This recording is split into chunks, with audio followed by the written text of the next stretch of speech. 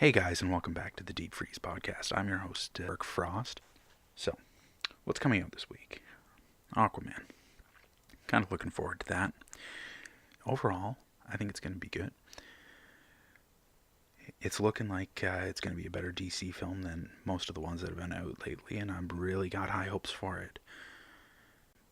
Second up is Bumblebee. I'm hoping that Bumblebee is good. I'm really looking forward to the Transformers because they look more like the originals, and actually, I really like that look because they look like the ones from the video games. I don't know if you guys have watched or seen or played, I should say, the War for Cybertron or Fall from Cybertron video games, but they are actually really, really good. And I go through and I watch them regularly. Next up, Welcome to Marwen. I feel like that one's going to be a real character piece. I feel like it's going to end up being something similar to The Mule, where it's a very character-driven drama, and I'm looking forward to seeing how it goes, what they decide to do with it and such. Next up is Second Act. The one out of this entire week that I'm actually not looking forward to watching. And that's purely because Jennifer Lopez, I think it is.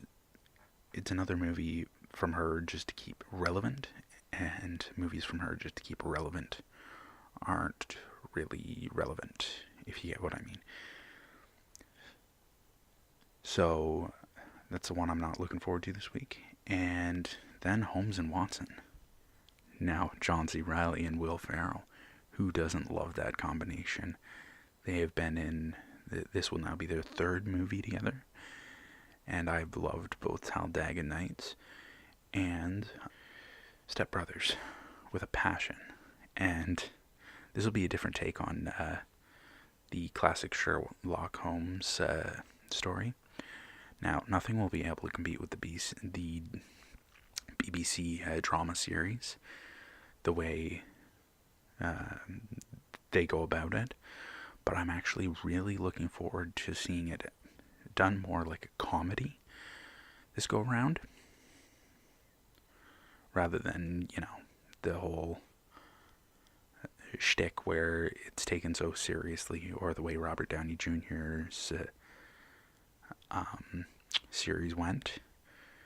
That was not very fun because it just didn't seem like Sherlock Holmes, Alright. So, we'll start into reviews now. This week, the ones that came out: Mortal Engines, Spider-Man Into the Spider-Verse, and The Mule. Now, Mortal Engines, I did not know that it wasn't done by Peter Jackson himself, and I feel like that was kind of a plot device because they really didn't want people to know that Peter Jackson himself wasn't doing it. And to me, it really kind of lost itself in that. And I mean, the aesthetics were great. I loved the world building that was done. I feel like the guy who actually did it, Christian Rivers, he's kind of a student of Peter Jackson in that regard for Lord of the Rings and The Hobbit. So aesthetically, it looked quite pleasing, but that's where it ends. And do you know that it's actually based on a book? So that book really didn't translate well to the silver screen the way most books don't.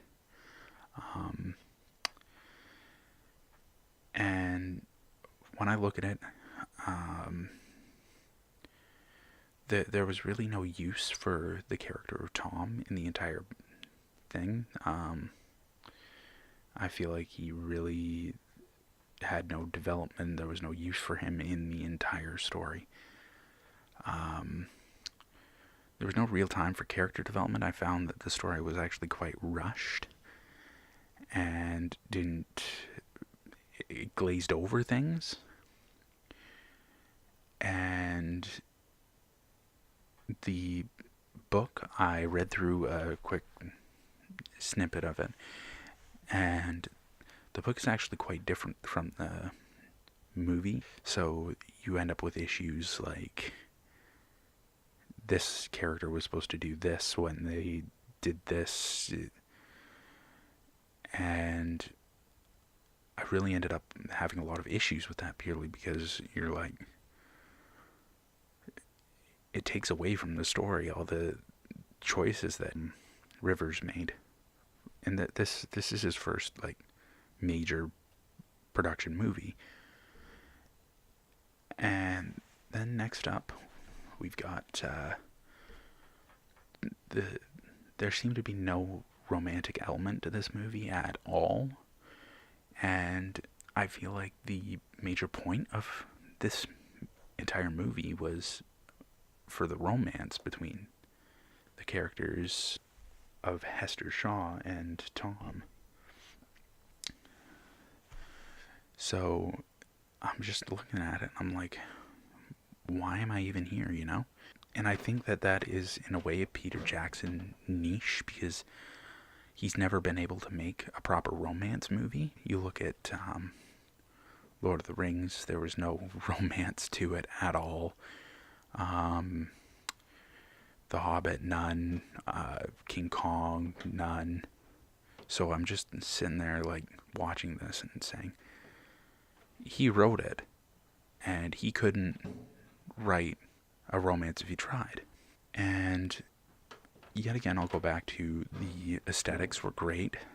The story basis was great, but it was the story choice. Like, the source material was good, but the story itself sucked. So when it comes to this movie, the story alone, the story basis and the aesthetics were enough to give it up frosted tips for me. But I think helmed by a different director, helmed by a different creative conglomerate, this movie could have done way better. And I also felt that it didn't really hit on its marks. So, yes, it gets frosted tips, and that is way better than it deserves. But I did like certain aspects. Like, I actually really loved the main character of Hester Shaw. I thought that the whole Hugo Weaving as the dad thing kind of, worked. It was just that the story itself needed a lot of work, and it could have been done so much better. This was one of those movies that it had so much potential, but it just fell flat on its face. Spider-Man Into the Spider-Verse. All in all, not a bad movie. I feel like it was the best way to handle a superhero movie, because superhero movies now are getting into a rut and they can't really handle it. I didn't like the attempt to make the animation comic booky. I couldn't get behind that. It really just took away from the aesthetics of the story because it was really good animation, and then they had all these like comic booky parts to it that took away from that animation. So yeah, it was really confusing, and the movie seemed slow paced, and it was pushing Miles Morales' Spider-Man. It really was, and I just didn't enjoy that, because the character didn't seem relatable. just seemed like a forced plot device, and it would have done so much better if you had a Peter Parker there. And that, to me, Peter Parker was always Spider-Man. Miles Morales never was.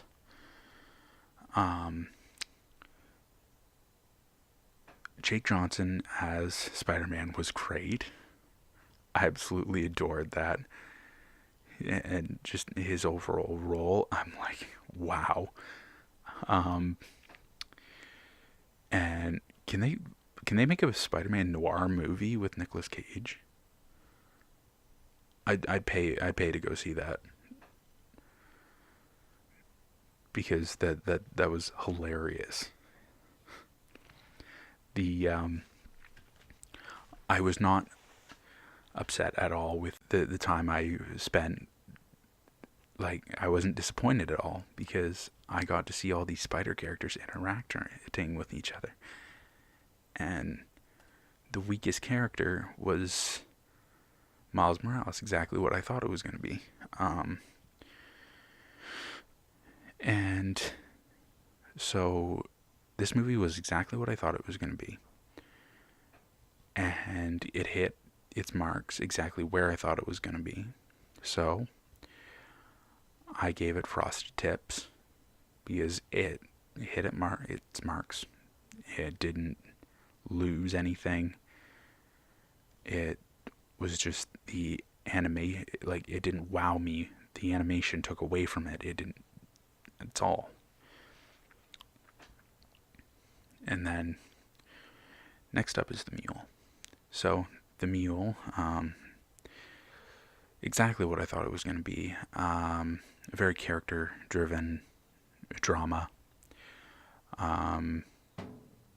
Clint Eastwood playing Clint Eastwood.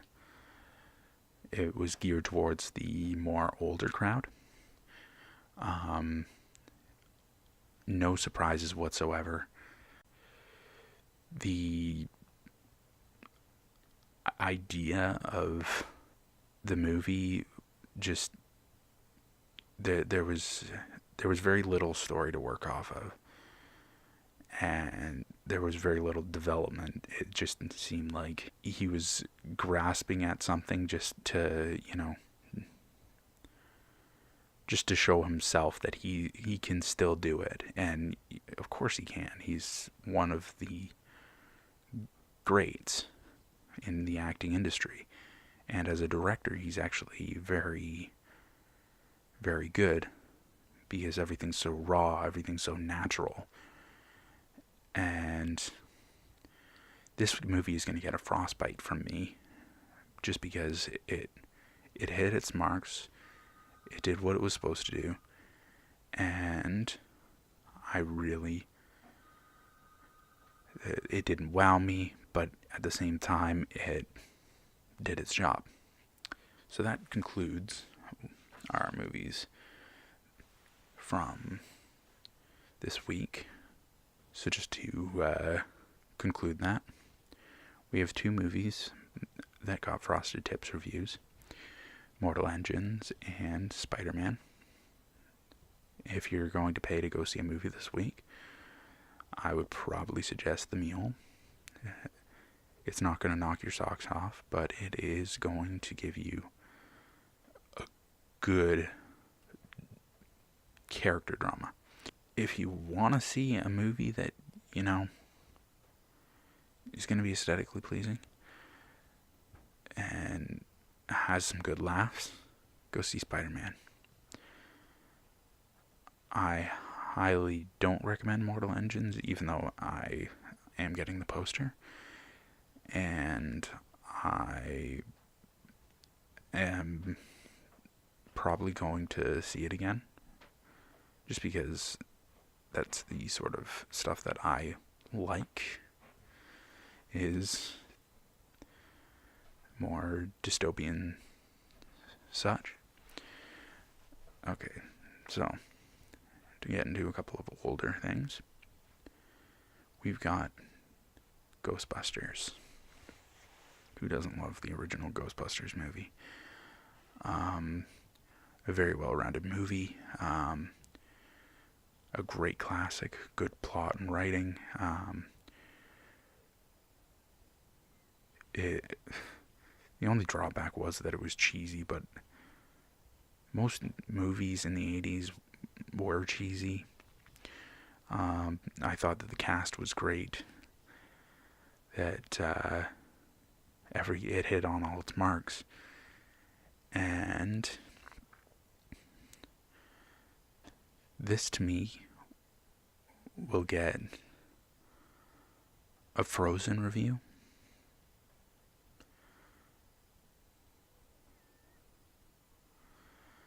And the Frozen review is anything above 80. Next up will be Ghostbusters number 2. It was nowhere near as good. It was forced. It was a joke to me. The only real thing that it hit on was that it had all the same cast, but it was forced. Nowhere near the same feel as its predecessor. So, in terms of it, this movie is going to get a controlled burn.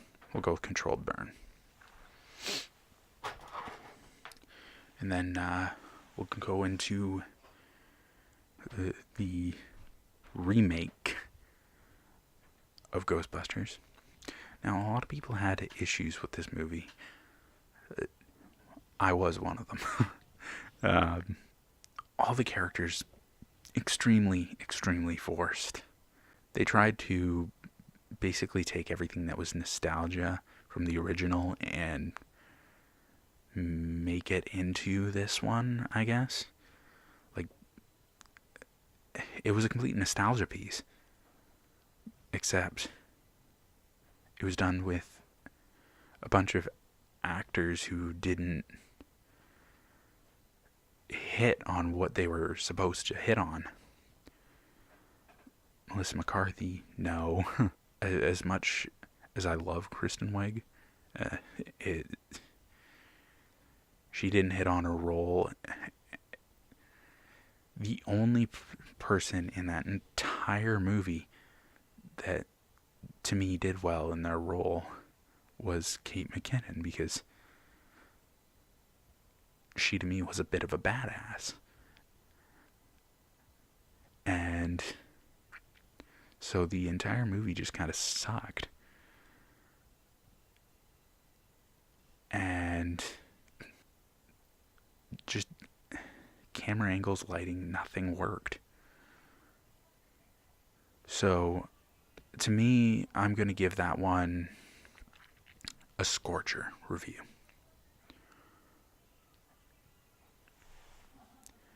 Alright guys, so I've got 5 movies to review next week. Thanks for listening to me, rant. Please like, subscribe. I'd love to hear from you, see how I'm doing. This is Eric Frost from the Deep Freeze podcast, and you've just been frozen.